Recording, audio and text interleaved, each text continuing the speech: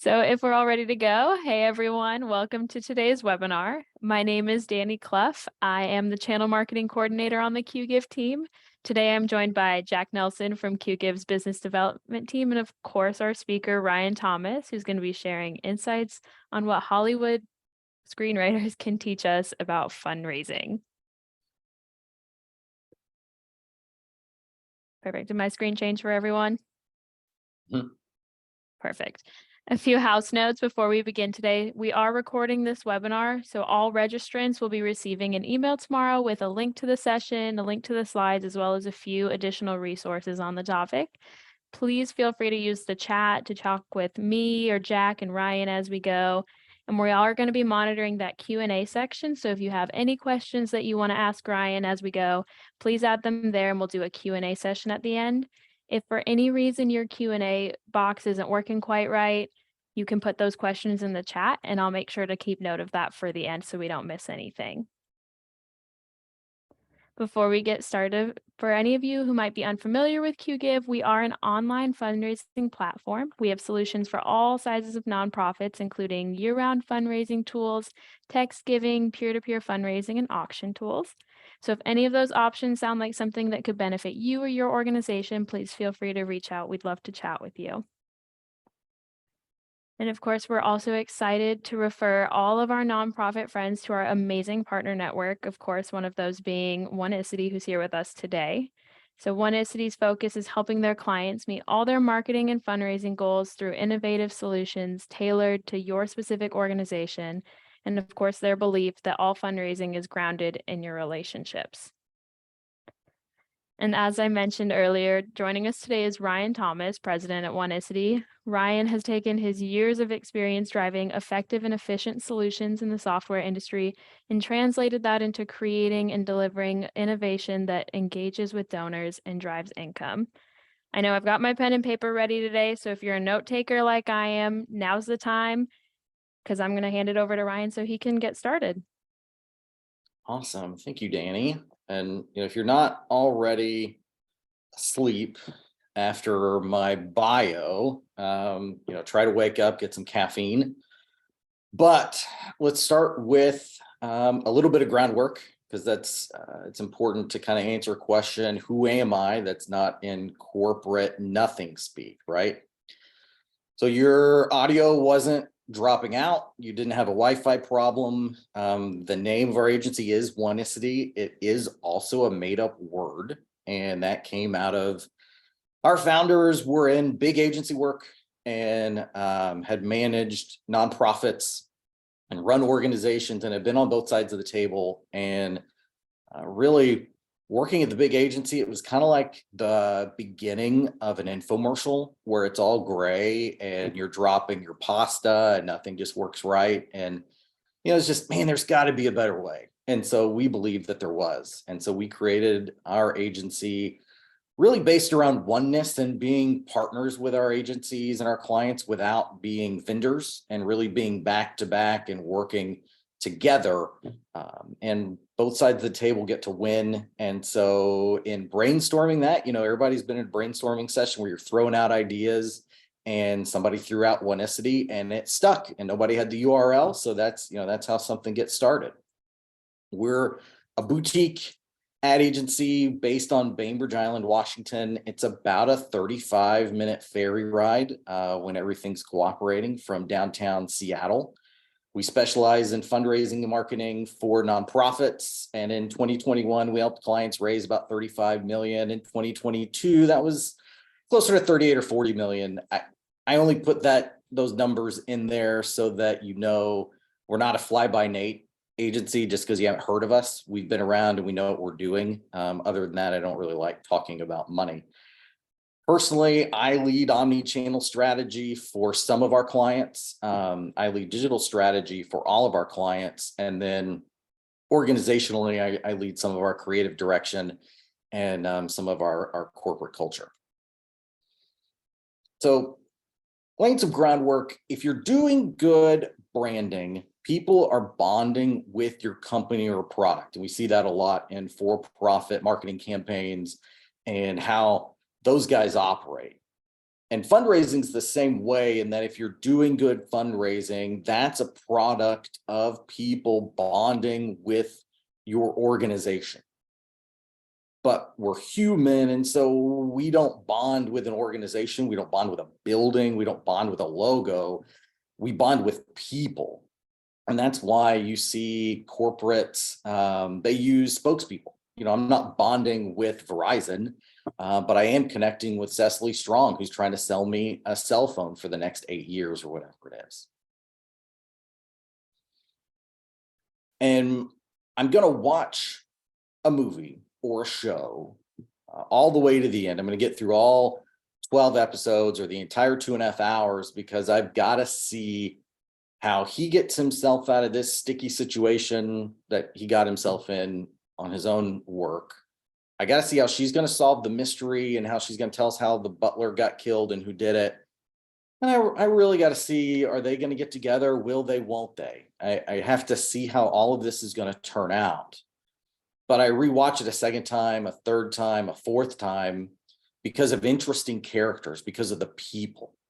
And that's why I believe, and I don't have data to back this up, but I feel pretty strongly about it, that any hour of any day, you can find on some TV channel a rerun of the sitcom Friends. And it's not because we don't know what's going to happen, because that show ended in 2004. We all know what's going to happen when they try to bring in the couch up into the stairs and they try to move it. There's going to be gnashing and wailing, and there's going to be so much frustration and so much pivoting. But we have to see that happen, because I know those characters and I want to see the interplay between them. And because I know their history, I have to see the reactions. And in other episodes, I want to see them grow over time. And that's what keeps us coming back over and over and over. And we bond to those people, even though we know they're fake. We're not under the suspicion or guise that they're real, but they're fake, but we're still bonded to them. About 3 years, probably 4 months ago now, I was in a restaurant with a couple friends, and they got into an argument that then became heated about how Hermione Granger from Harry Potter would react in a certain situation. And it wasn't a situation from the books or the movies. It was a situation in, I guess you'd say, our world. It wasn't quite Hermione Granger at the DMV, but it was something pretty mundane like that. And even though this is a character from a movie and a book, they both had very strong opinions on how she would operate in this situation. And I've read the books, I've watched the movies. I didn't feel that strongly, so it was really awkward for me. But they had both bonded with this fictional character and were taking a stance. And it was almost like that was their friend whose honor they were defending. And if you've been in fundraising for more than 15 minutes, you probably heard the phrase "people give to people," and it's true.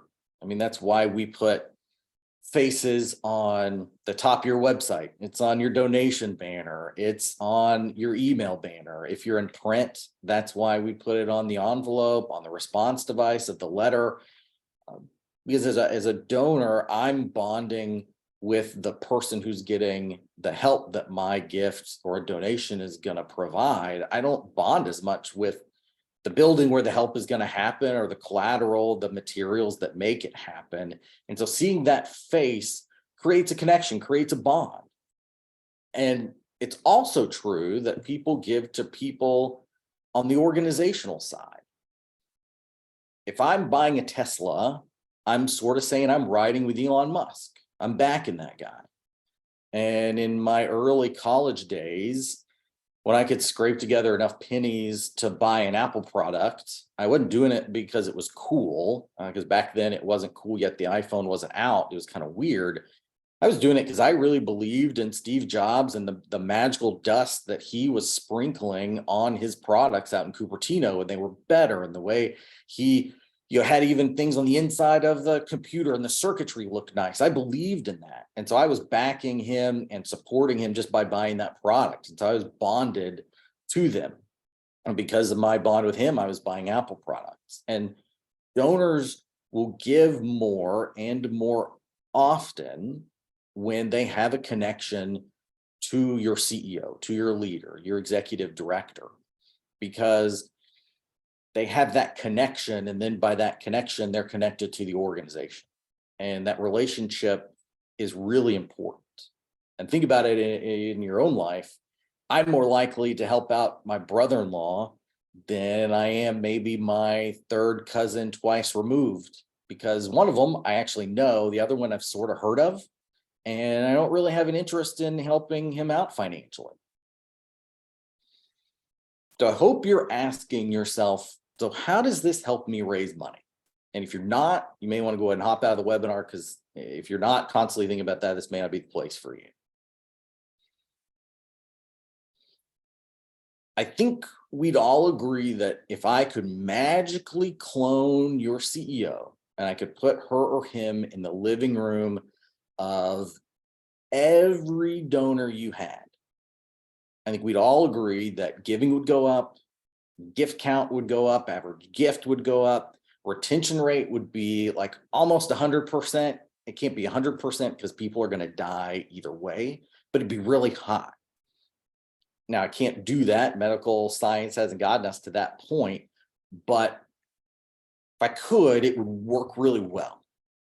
But too often, fundraisers leave their CEO, their leader, as just a name on a page or on the screen.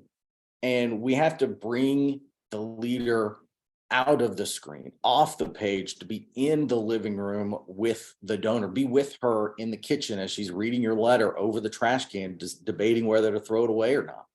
Be with him on the bus on his way home from work as he's checking emails. Got to be with them. And we have to be with them in a three-dimensional, fully formed way, not a two-dimensional character. We've all seen and read books and seen TV shows where the characters seem kind of fake and they don't resonate with us. Those are the things we watch one time to see what happens, and we don't come back. We delete it from the Netflix queue, and that's about it. Okay. But how do you do that? How do you bring somebody off the page? Because that doesn't seem real. With the character diamond.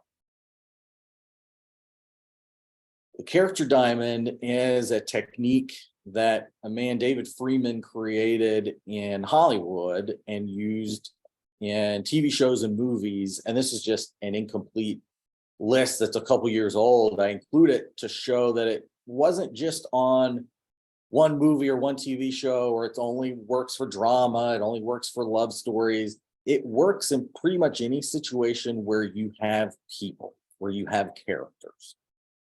And a man, Roy H. Williams, adapted it for-profit advertising. Now, our agency and me and our team learned about Roy H. Williams because he's a guy making a lot of money in radio, in for-profit advertising. And I don't mean radio like Spotify with ads or Pandora, actually AM and FM radio, that thing that my kids don't understand what it is. And so anybody who's making a lot of money there, I want to learn about, and I want to see what they're doing. And so we got to know him, and we learned about this strategy that he's using and adapting from David Freeman. And Oneicity adapted that for nonprofits, because I think we all agree that what works in Hollywood doesn't work in nonprofits, and the relationship between a for-profit company and a customer is very different from a nonprofit organization and a donor. Let's take a look at it. So you've got 4 points, and I'm going to describe these points using baseball terms. So first base, second base, third base, home. So 4, 1, 3, and 2. Won't go in that order, but that's how I'm going to describe the things that kind of point at things. For Oneicity, we call this the leader lens. And these are the things that make a character, make a person do what they do. Why do they say this? Why do they think this? Why do they take this action? It's these things. So the first thing, North Star. So second base, if you're a baseball person, that's the obvious thing. That is very quickly either seeing them on screen if it's fiction or in person, it doesn't take long for you to pick up on this thing or this feature about them, this part of them.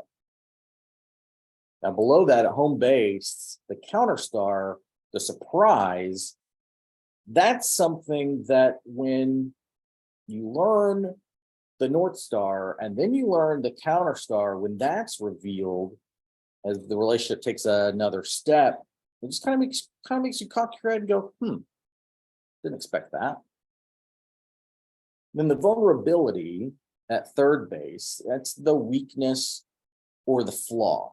Now, when you're doing something like this for Hollywood or for profit, you can go into some darker places. You can get into some really maybe interesting flaws, but you can't do that in the nonprofit space.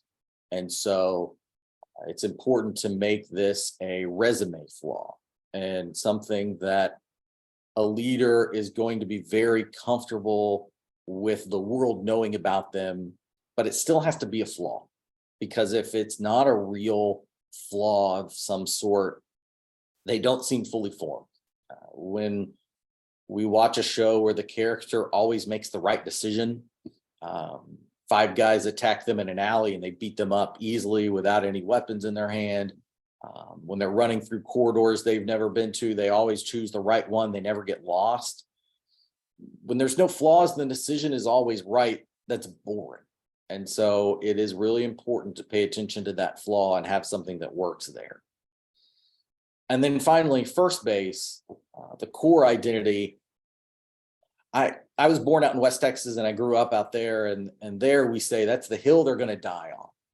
And when push comes to shove, they're going to draw a line in the sand, and that's the thing they are going to stand for. That's the thing they are going to hold on to when everything else is crumbling. Let's look at some examples. The first examples I'm going to look at are from Hollywood or from TV. And I've got an email address at the end of the presentation where you can send your critiques of my examples. And would not be the first time someone emailed and said, you are totally wrong about this character. This is actually how you should have mapped them out. Have you ever watched this show? Are you an idiot? Are you blind? And totally open to those critiques. But the important thing is that you see the example and you see how this sort of works. So let's get into it. This is Fonz from Happy Days. I watched a lot of Nick at Night as a kid. And so this is an old school TV show, but it's still a good example. And probably half of you have no idea who this guy is. There's more coming. But he's a tough guy. His North Star, his obvious thing is he's tough. He's got a motorcycle jacket on. He rides a motorcycle. He's cool. When he walks in, he bangs on the jukebox and it stops skipping. It plays his favorite song. You don't want to mess with him. It's instantly obvious in about 30 seconds. But what kind of makes you cock your head and go, is that he is really loyal to his friends. And he loves his people and his pack. But his weakness, he can't admit when he's wrong. And there are a lot of episodes where that is a crucial part of the plot. But above all else, when push comes to shove, no matter what else is going on, the Fonz is always going to be cool, sound cool, and look cool. Next, we have Michael Scott from The Office. In 30 seconds of watching the pilot, you can tell he is a bad boss. He is an idiot. He's completely inept, and he's in a terrible position. It's hilarious, but none of us would want him as our boss. But then it's surprising to learn as he develops that he was a great salesman, maybe the best salesman that company has ever seen. And it's not so much that he's an idiot as much as he's in the wrong position for him. And that's an interesting dichotomy that they kind of pull on a little bit. But his weakness is that he wants to make people laugh. He's got a compulsion to do it. And there are so many episodes where things might be going along well and he has to make people laugh and he ruins it. It's hilarious, but he would be in a much better place. His branch office would be in a much better place if he could dial it back just a little bit. But his core identity, he's going to back his people. He's the only person who went to Pam's art show in an episode when she was trying to grow, and he bought artwork from her when corporate would try to bring down edicts and say the corporate culture has to change. We're going to cut benefits, or we're going to do these things to change the work culture or the job description of your people at the office. He would back his people. Now you can see how these start to interrelate in that he might not have backed them very well because he's a bad boss, or when he is doing it well and he's finally that blind squirrel finding a nut doing a good job, he then suddenly has to make a joke and then he ruins everything.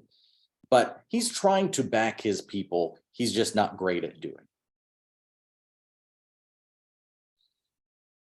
His third example is Dr. House from House MD, a show on Fox a few years ago. He is a doctor, diagnostician.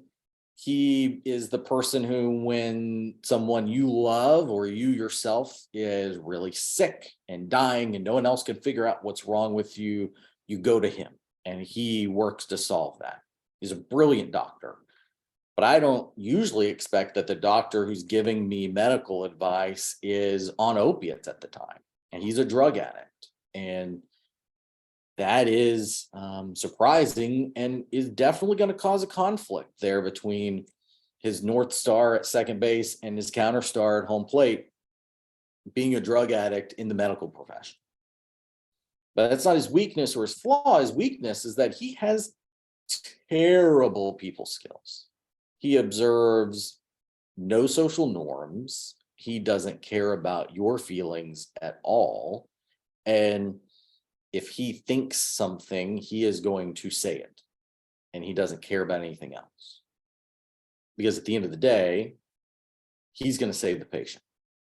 That's the hill he's going to die on. And I don't have time to think about your feelings or how you're going to receive my feedback on that diagnosis that I now believe is wrong. And I now believe we need to run the separate set of tests to confirm my diagnosis and my treatment plan about this patient, because we have to save her. We don't have time for your feelings. And while you're running that test to confirm my hypothesis and what we ought to do to fix it, while we wait for those results, I'm going to go out to the stairwell and I'm going to pop a few pills. You can see how these four things sort of orbit each other and collide, and a character can navigate scenes and situations guided by these four things, which is great in Hollywood, which is not where any of us operate. Or else if I did, my fundraising would always have a Hollywood ending of 300% growth every year. So we got to look more realistic at what we all actually do and how this can work for us. So these are some examples of leader lenses that Oneicity is using for some clients, and then give some examples. Then we'll look at how we use those. So first leader, again, same things: North Star at second base, counter star at home plate, vulnerability at third base, and core identity, the hill they're going to die on at first base. As first leader, she's a Silicon Valley CEO, and out there, if anybody is checking in from there, you sort of have to look, talk, act, carry yourself in a certain way in that area to be able to own a room. And she does that. When she shows up, when she walks in, it is instantly apparent that she's the boss, which makes it doubly surprising out there. And when you realize that that CEO who's carrying herself like that is a prayer warrior and fervently believes in the power of prayer. Now, this is a stereotype, but it is not common out there to most people. And so that gets people to kind of cock their head, and that's surprising and makes them lean in a little more. But her vulnerability is that she's a workaholic. And That is a great example of a vulnerability. It's true, workaholic is a problem, it's a thing, but it's not something you're going to be worried about donors knowing about you or your CEO. It's a comfortable thing, but it's important to have. And the hill she's going to die on is anything for kids. Her organization helps women and kids, often coming out of domestic violence situations or homelessness. And she loves all parts of their organization and the programs that they do, but kids are really where her heart is. And when they do an event, if they do an event for kids, the really the only metric she cares about is, did the kids have a good time and was it good for them? If that box is checked, then we're doing that event again. The other things are secondary in a lot of ways. Client leader number 2, her North Star, the thing that's instantly obvious about her is she is direct and she says brave things. One of the things I love about being in a room with her, talking ideas and pitching strategies, is that you always know where you stand with her. And the thing I don't like about being in a room with her, talking ideas and pitching strategies with her, is that you always know where you stand with her. And often she's saying the things that are on everybody else's mind, and everyone else may be thinking it, but she's the only one with the guts to say it, which then makes it surprising. I was very surprised to learn after I got to know her that she was dragged into her leadership chair. She was a reluctant leader. She came only to bridge a gap at this organization while one CEO retired and they searched for another one. And at the end of this year, she's going to retire after 21 or 22 years at that ministry. She took an unconventional road, got dragged into that leadership chair, and stayed there and did great things. But her weakness is that she's an outsider, partly because she took a different road than lots of people do into nonprofit leadership, but also she doesn't look, talk, or act like many other CEOs in her area or her space. And because of that, she's often not in the room where it happens, in the room where decisions are being made or where policies being written. And that we can kind of see that might influence why she's so direct and brave and says these things so directly, because she's not often in front of people who can make those good decisions, because she didn't take conventional road to her leadership position. And these all tie together. And her organization, the foundation of that is it matches her core identity. The hill she's going to die on is that opportunities come from relationships. Organization believes that I can take anyone. It could be someone off the street that I might write off as hopeless. And if I surround them with positive relationships, they will rise. And it's all tied together. She believes in the power of relationships. She was an outsider. She didn't take the conventional road. I got to say the direct things. I got to shoot my shot when I have a chance. Number 3, this leader, this CEO is charismatic, man. He is hip.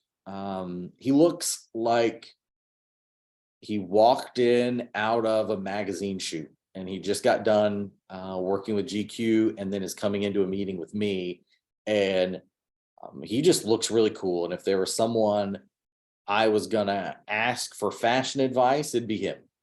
I probably couldn't take it, or I couldn't pull off the looks that he pulls off, but he would give me great fashion advice if I were to finally decide to get around to leveling up my style game, which then really makes it surprising to learn that he's an outdoorsman and a bear hunter.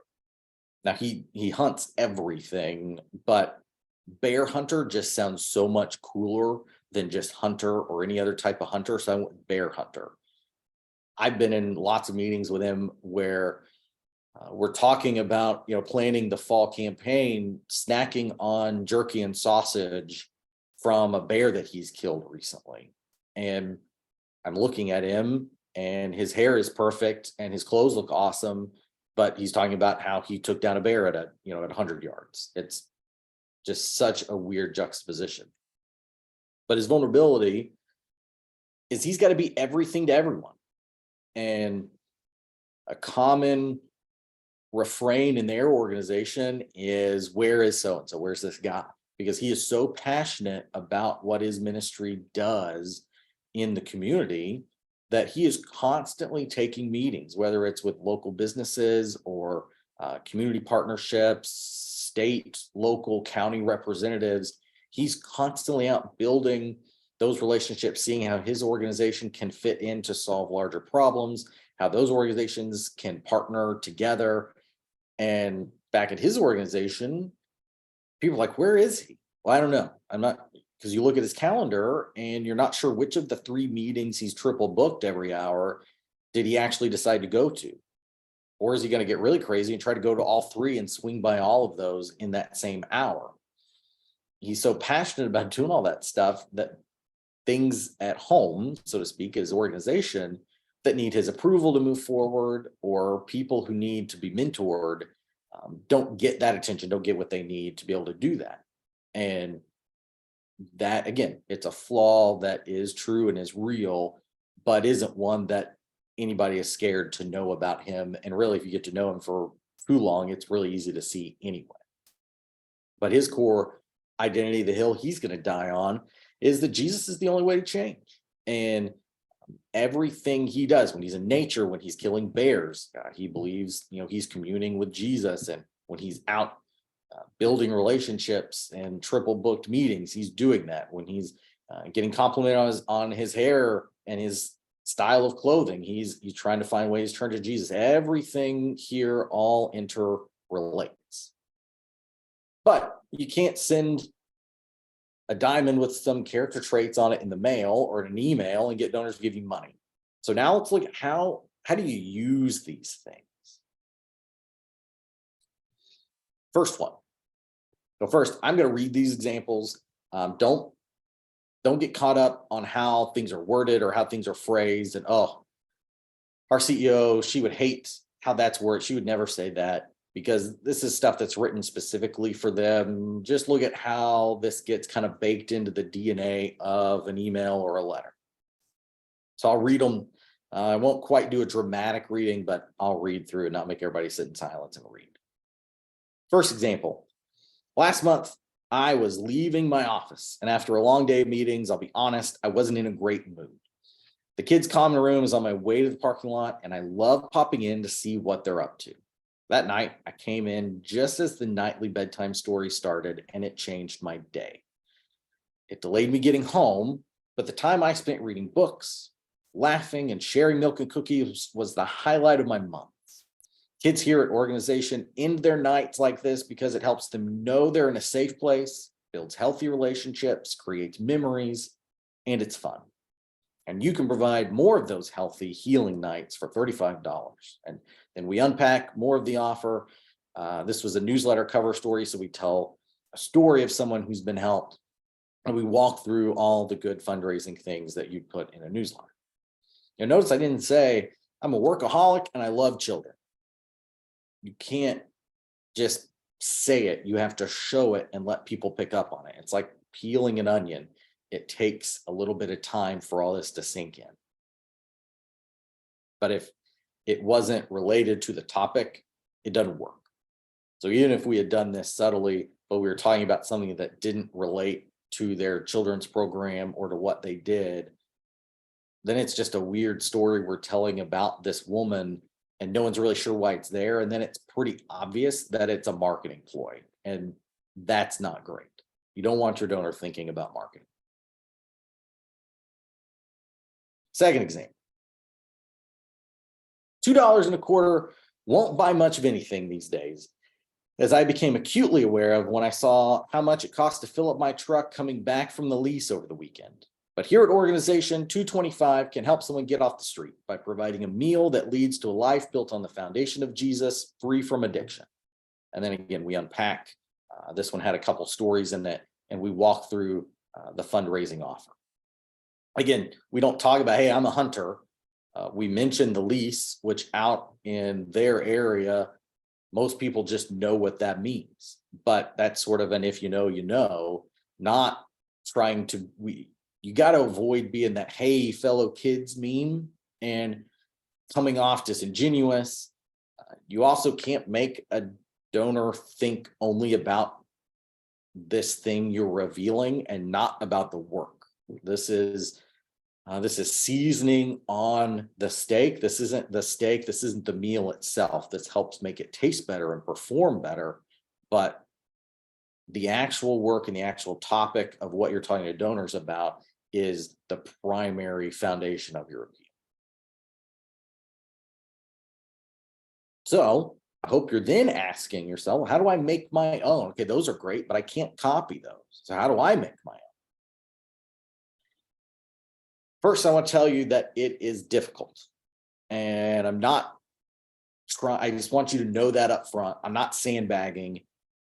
I want you to know that because if you do try to go out and do this yourself, it will get difficult. I don't want you to give up. I don't want you to think, well, I thought this was going to be easy.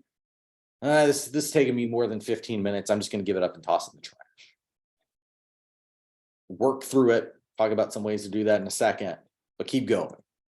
And here's the email address that you can email me questions about these things. Now, you can't build a character diamond or a leader lens over email. You really can't even do it over Zoom. It's really best in person and collaboratively.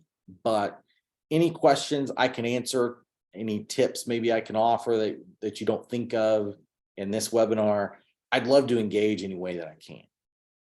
This is also the email address where you can send all of your critiques about my characters and how I mapped them out. Those will also get to my inbox if you use this email address. First thing, this is a collaborative process. You need to collaborate both with you and your leader, but then you need to collaborate with your team first. It's sort of a two-stage process is what we've found works best. If you can gather your development or your marketing or fundraising team and talk about this, then have something for your leader to react to, that works so much better than having to make your leader participate in the creating from scratch. And if you don't have a large team, or maybe you're a one-person shop, you're a one-person development team, gather other people from around the organization. And if you can find someone who's been there 6 weeks, less than 3 months, that is perfect. They are going to come in very handy at times. Then you're going to sit around and you're going to ask the questions. And I'm going to get to the questions on the next slide, but you're going to ask the question. And it's like a brainstorming session. And that you really have to say, okay, there are no bad ideas, even if secretly we think there are going to be some bad ideas. There are going to be some really crappy answers. You just tell everybody all the answers are going to be great. And everybody's answer to the questions gets written on the board. It gets taken down in the notes. And then you'll iterate off of those like any other brainstorming session, and you'll find what begins to work or what sounds right. And you get reactions from your leader. So once your team has brainstormed and has come up with a working draft, then what I find works best is you take it to your leader, your CEO, and say, okay, that thing I told you about that you said you'd try this crazy thing, we came up with what we feel like is a great draft of your leader lens. I want to talk it over with you. And you walk them through that. And while you're walking through that, you're going to grapple with it. And I used grapple because that to me connotates kind of a two-way movement and a lot of give and take. And it's not as adversarial, at least to my ear, as wrestling or fighting, because it's not. It really is finding a happy medium, because you need to walk out with a leader lens with these points and these character things that you can fundraise against or fundraise with.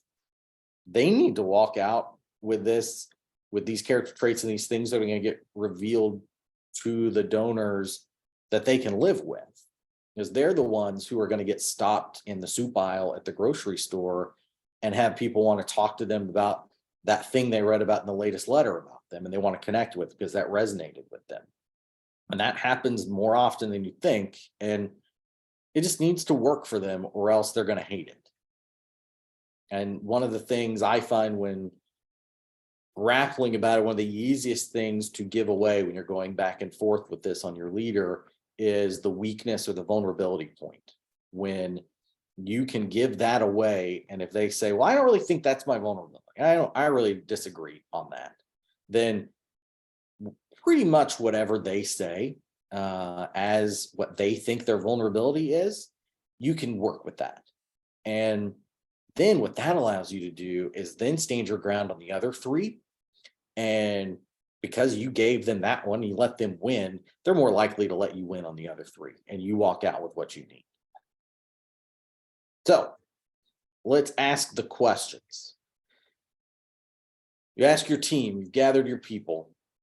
What does someone first notice about the CEO, about the leader? What does someone first notice about them? And this is where having someone who hasn't been here very long can be very vital and very important and helpful, because you want to ask them, hey, at orientation or your first day or the first time you were in a room with them, what jumped out at you? What did you notice about them? What was your takeaway? Because you want to get all of those ideas on the board. And these are often at first going to be very surface things. And sometimes surface things can work. We have a leader who, looks nice and is charismatic. He's hip, he's dressed really well. But those can work if you can figure out what to do with them. That's why you put everything on the board.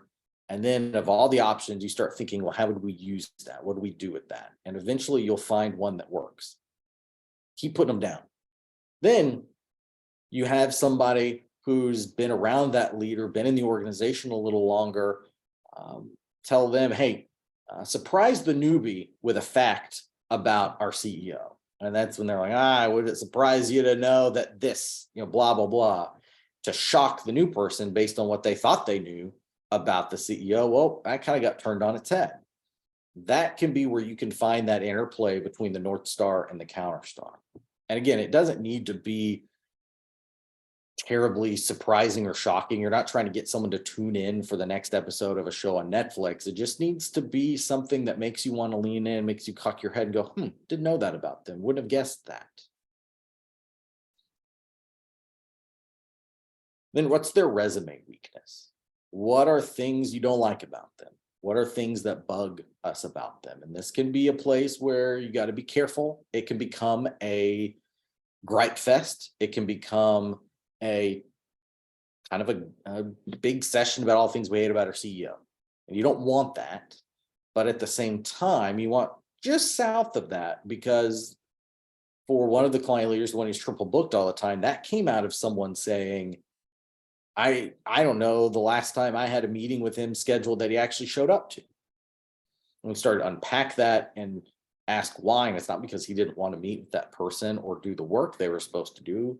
We realized, it's because he's doing all these other things. He's always triple booked. Well, then why was he triple booked? And once you unpack it, you can really build around that and see what the true root cause is. And so some of these answers for the resume weakness or for any of these, you start pulling at them to see, okay, what could it be? What could it really be? That's a start, or that's a point of it. What's the next level? Or do we go deeper, or do we go more of a 30,000 foot view on that?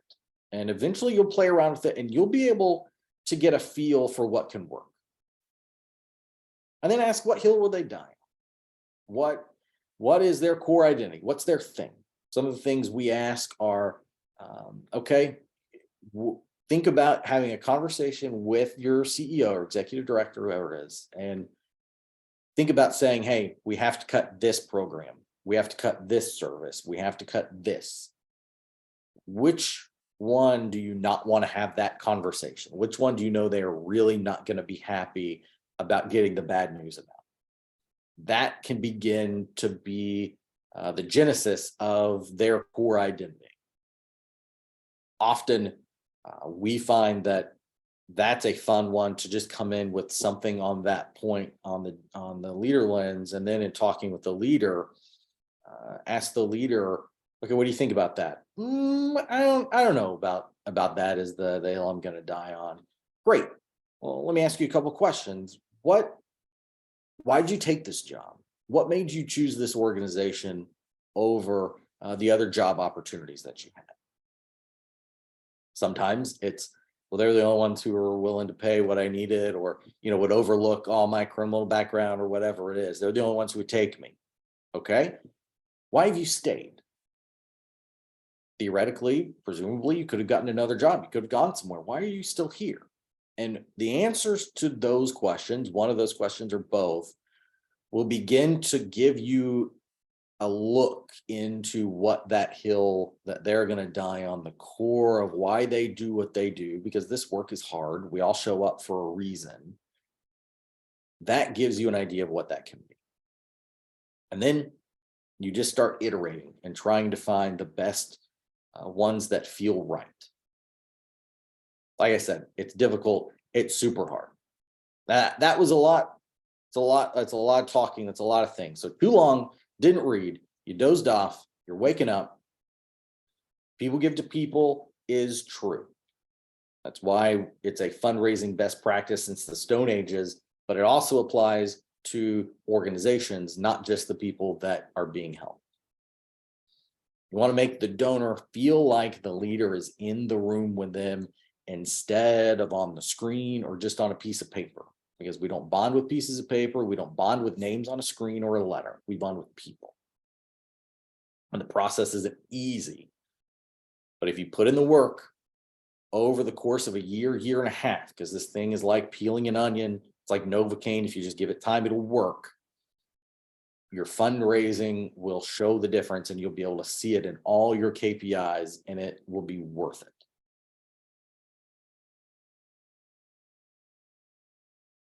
So with that, Perfect. Thank you so much, Ryan. Unfortunately, it looks like Zoom wants me to be a talking box for the remainder of this, but good news is I'm not the one any of you are here to see. So that works out in your favor. Before we move on to questions, I do want to give you all an opportunity to take note of either QGive's information or Oneicity's information in case you want to contact anyone to learn more about either organization, and also remind you all that today's session does count for 1 point towards continuing education for your CFRE credential. So if you're somebody who likes to maintain that credential, we want to make sure you do take care or take advantage of that opportunity today. And with that, we'll move on to a couple questions. I know we had one question for Ryan. Can you explain why the organization's leader or executive director should be the focus versus the people they serve? ooh, that's a really good question. There are a few reasons. The primary reason is that the people, your organization, I'm going to make a generalization. So if I get some of the particulars about your org wrong, I apologize. The people you're helping are going to change, because theoretically you're helping them get from point A to point B, or situation A to situation B. And then they're going off and they're living a different life, and they're not with your organization anymore, which then limits your ability to build a relationship. If you tell a great story about Bobby and people love the story of how you helped Bobby, well, how many times can you talk about Bobby? Because then at some point, if you keep talking about him, people are going to wonder, well, one, I've heard the story before, but two, I thought they helped people. Why is he still around? And so that sort of becomes almost a conveyor belt of relationships, and none of them really stick with the donor. Whereas a leader is more of your constant. And there are some organizations where you have two principles, but the idea is that I've got a chance to build a relationship with someone who shows up every letter, every email, versus rotating stories and different people who I'm talking about. Absolutely. And I don't know exactly who asked that question, but if you have any follow-ups to that, feel free to put that in the chat or the Q&A if you have anything else you'd like Ryan to cover on that. Another question we have is, what if I want to do this, but my CEO doesn't? That's a good one. I've gotten that a few times. There are times where people want to do it, maybe in your shoes in the development chair, but the leader's like, I think this is stupid. I don't want anybody to know about me. I'm just a name. I'm not the face of the organization. It's the ministry. It's the work. And The bad news is my answers, you're kind of stuck, because if they don't want to do it, you can't force them to do it. And it's all about them, and it's about their character traits. Some of the things we've done to help convince skeptical leaders is really engage with why they don't want to do it. Some leaders think it's dumb. Some think, well, no one wants to get to know me. If that is sort of your leader's roadblock, then find a time to mention and work in a very personal story from your leader into one of your next letters or emails, tied into the topic, and then just let them see how often people mention that story to them in passing, and help them see that donors want to get to know them. Yeah, they know that work is being done at the organization and in other rooms than their office and in the hallways, but they do want to know about the person they see as the personification of the organization. But in short, if they really won't do it and dig in their heels, then you're just kind of out of luck. Thanks for that. I don't know, I hope that answered your full question. The unfortunate part about some of these Q&As is you don't get the back and forth response Yeah, on but that. that's why you got Howdy at Oneicity. And again, you can send me your character critiques, and you can send me questions. Absolutely. We did get another question from Megan Lovely. Do the 4 points on the diamond apply only to the leader, or can you create diamonds for other staff / is there value in that? Oh yeah. The thing you need to be careful with. Well, first, I'll just answer, your thesis is right. You can create this for anybody. The things you want to be careful with are, just as a best practice, you want to be careful how many voices are interacting with donors through your fundraising channels. You don't want too many. One is sort of what most people do, but there are organizations who have 2 or 3 people who talk about certain spheres of influence or expertise to donors. Those people, totally fine to have their own leader lens, but it's not something that you'd want to do for Jim, who answers the front desk phone, because he's not really going to communicate with donors through fundraising very much.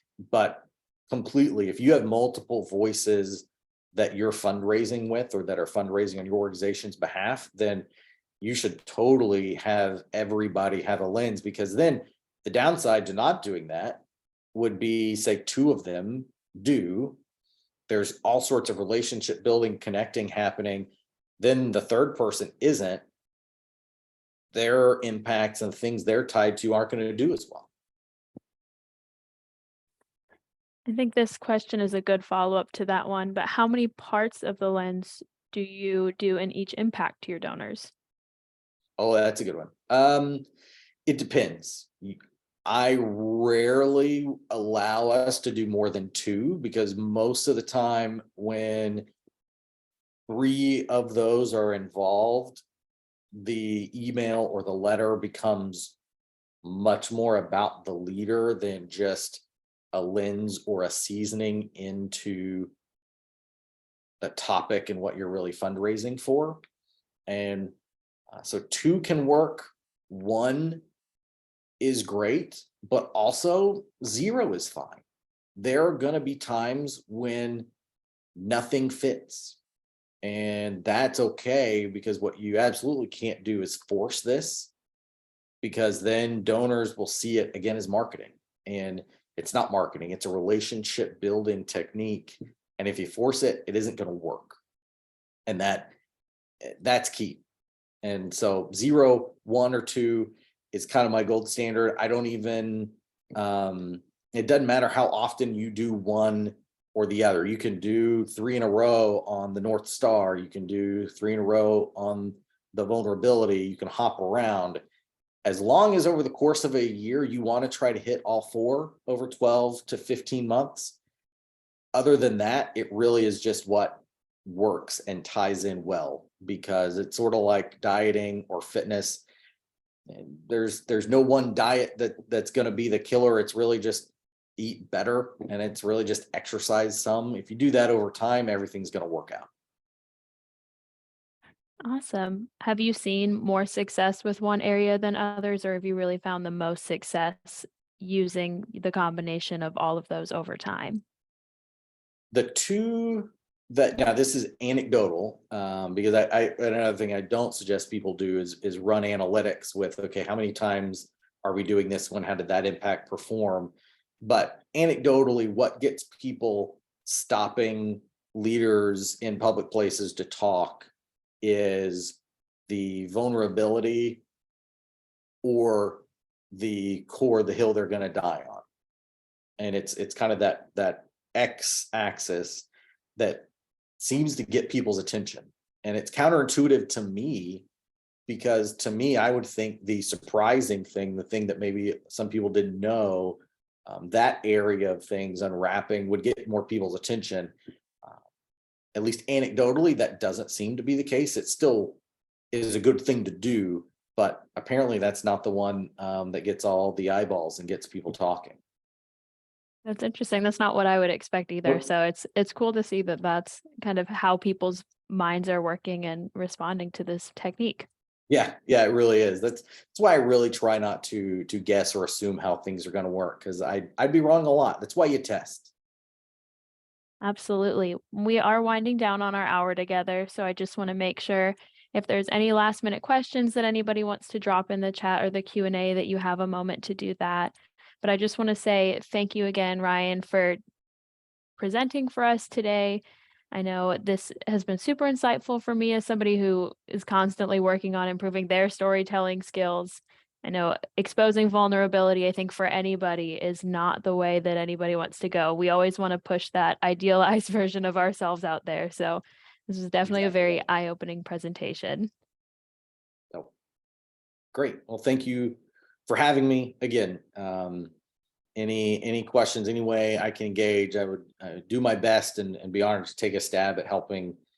Just find me at any of these places, and we'd love to engage and see how we can help. Absolutely. Jack, is there anything you want to add before we go? No, I just wanted to thank everybody for their time, especially you, Ryan. I thought it was a extremely meaningful and valuable information. I got a lot out of it myself, so I appreciate that. And thank you all again for attending. Yep. Thank you all. We'll hopefully see you on our next webinar.